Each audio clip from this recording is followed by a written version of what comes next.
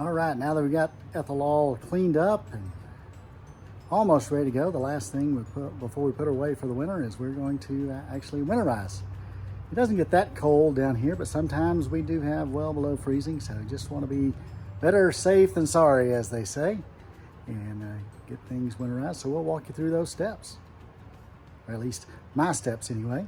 You may have a different process, but anyway, this is how I do it based upon a lot of your feedback.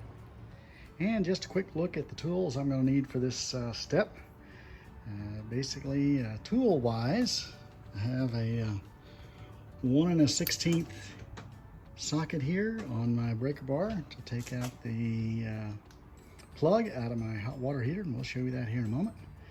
We got the handy drill and the square bit to access the hot water bypass, and then a nifty little screw-in blowout plug where after I drain the lines I can put some air pressure on the lines and try and get out as much of the regular water as possible before I pump in the last item, which is this RV Marine Antifreeze. So generally it takes a little, not quite 2 gallons. I've got 2 gallons here and a piece of a gallon that was left from last year, and we're going to run these through and show you the process.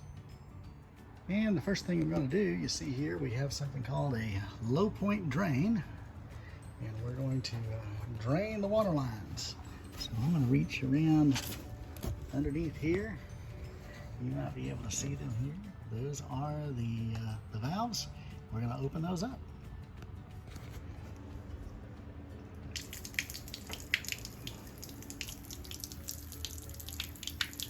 And as you can see, the low point valves are draining out. And we're going to come back here to the hot water heater. And you see I have the pressure relief valve open to give a little air into the tank to break the vacuum that the low point drains are created, so it'll drain the hot water heater. But I'm not going to rely just on my low point drains to drain it. I'm going to remove the plug, which is also dual function as the anode rod. So this is also another opportunity to take a quick peek at your anode rod to know whether or not you think you're going to need to get another one for the upcoming season. So we'll pull that with my 1 1/16 inch deep socket. And just a word of caution as well, before you pull that plug, just want to test to make sure you don't have any hot water in your hot water tank or in your water heater. Mine has been off for several hours, so it's given plenty of time to cool down, and I tested it in the faucet ahead of time, so I know it's not hot water. Otherwise, you pull that plug and you'll get a nice hot bath. So make sure it's cool before you remove this plug. And I'm going to pull the plug out here and stand back and let it drain. And there we go. So that gets the water out of the water heater. And the low point drains, they're still dripping a bit. Those will drain out of the overall lines in the trailer. So we're going to let that drain for just a bit, and then we'll put the plug back in. And while we're waiting on the hot water heater to drain, you'll see that my anode rod is still in great shape. Put a new one in the beginning of this season, and it still almost looks new. So definitely got lots of life left on this anode rod. While that continues to drip drain, I'm going to go inside and put the hot water, or the water heater, in bypass. So we'll make sure we don't push any more water into that water heater as we start to blow out the lines. And to do the winterization process, it actually takes a couple of access panels to be removed to actually put the antifreeze in the line and put the hot water heater in bypass. You'll see my trailer came with a little tag here that tells me where the antifreeze inlet is, so I need to know a couple of screws to take out to get to that. And then over here is, behind that panel is the hot water heater, and we'll open that panel up and put the water heater in bypass. All right, both panels are off, and you can see here's the access to my water pump, and it has a siphon hose here. It has a cap on it. We'll just basically take that cap off and drop it into one of those jugs of antifreeze when it comes time here in a moment, and make sure we have that quarter turn valve rotated a quarter turn so it is on suction from the antifreeze jug instead of suction from the freshwater tank. But what we're in here for now, first things first, is we want to make sure that the water heater is in bypass. And right now, these valves are pointing basically towards the tank. So that means that it is in regular operation mode. And to put it in bypass, we just reach over, turn these, both of them, quarter turn,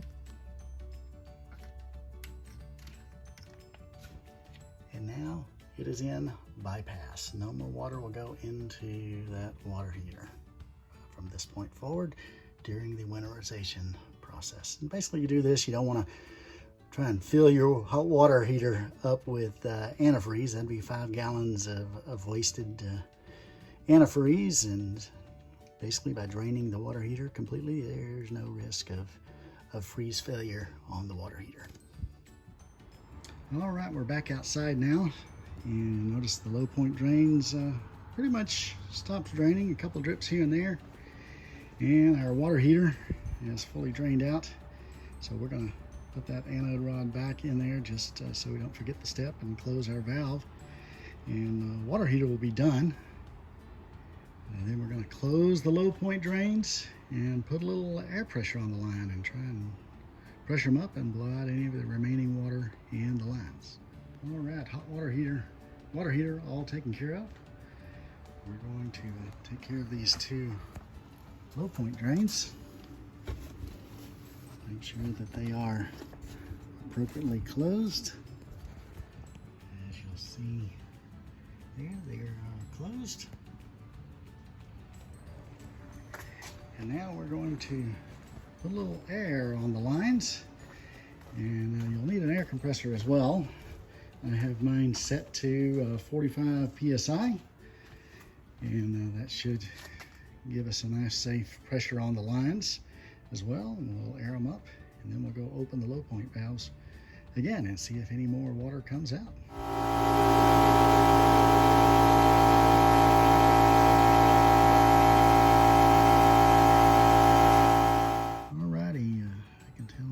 Stopped going in, so it's equalized about 45 psi on my handy dandy little adapter here. And we're gonna go around and open up the low point drains, see if any more water happens to come out here.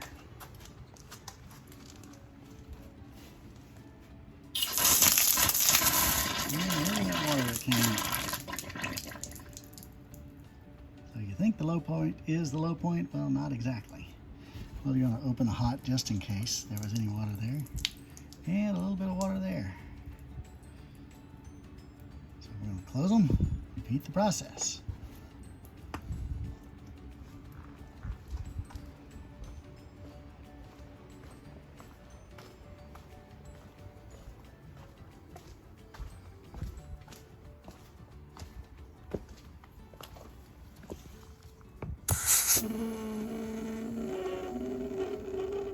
And one more time. That was the hot water. And the cold water, a little bit drained out. So we're going to do it one more time, see how much we get out. All right, after about 5 cycles on the city water, I am going to run a little air through the black tank flush. It doesn't pressure it up, but maybe it'll put a little water, if there is any in the valves, into the black tank, and we'll go from there. All right, we are now ready to pump some antifreeze into the system. So you have the valve back there turned to the suction side, and we have the suction hose down into the bottle of antifreeze, and we're going to turn on the pump and see what happens. And our water pump switch is up here on the control panel. We're going to flip that on. Move around here to the tank, and you'll see that it is pumping antifreeze into the system.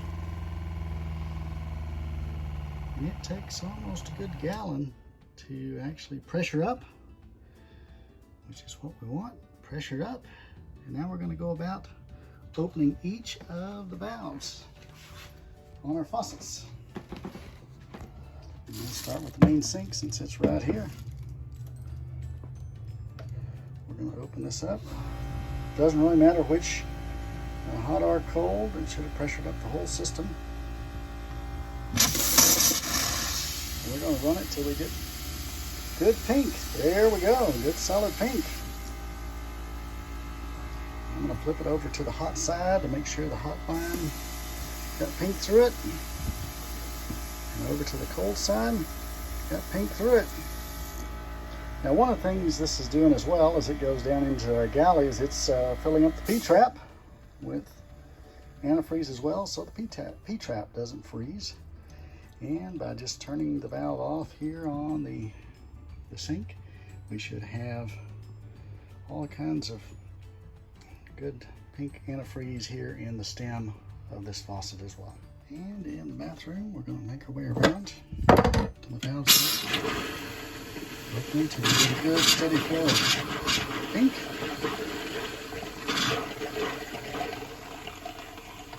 There we go, that's on the cold side. Hot side's got a little air in it, so it takes a little bit.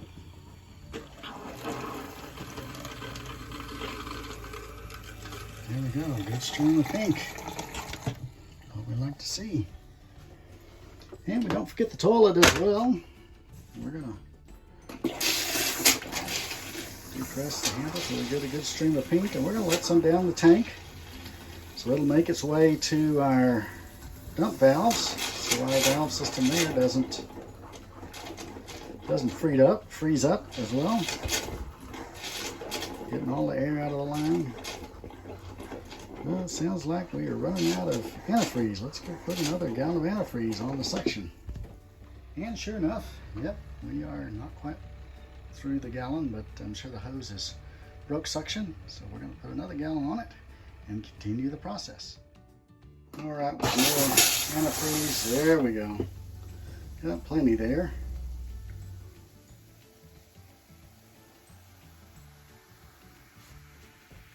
And our next thing is we're going to make sure we have plenty in the shower. Can't forget the shower. Now you notice I have undone our Oxygenics shower head from the hose all the way down, or all the way up to the head, and drained all of the water out of that. So we just have the faucet here. So we're going to run first the hot.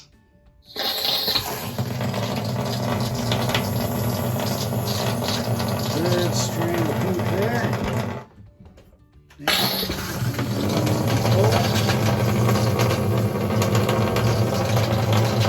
Good strong strand of pink.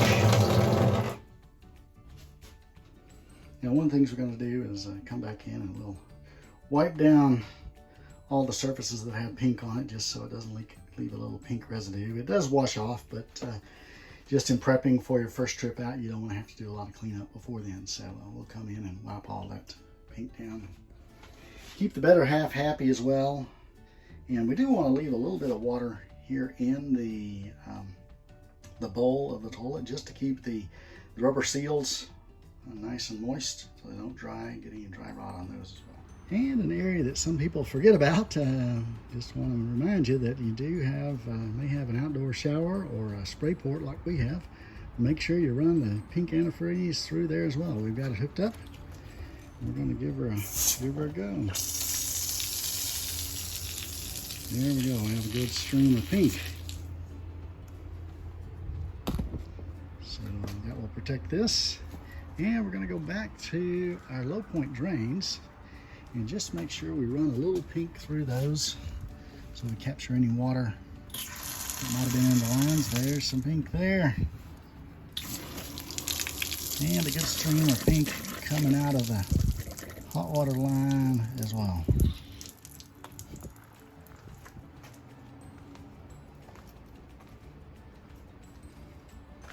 All right, now it's time to go back in and button things up. Now there is one other area I almost forgot. You want to make sure you check it out before you consider it winterized, and that's your freshwater tank. We don't use the freshwater tank a whole lot, but just in case there's any water that we've left in there from whatever, I'm going to open up our freshwater inlet, and then I'm going to reach underneath there, that nice white valve, pull the handle on that valve and make sure we get all the water drained out of that one as well. And as I suspected, as you can see a little drip coming there, there was a little bit of water collected in the valve, so good thing we opened it up so we didn't have us a frozen or even worse busted valve come next season.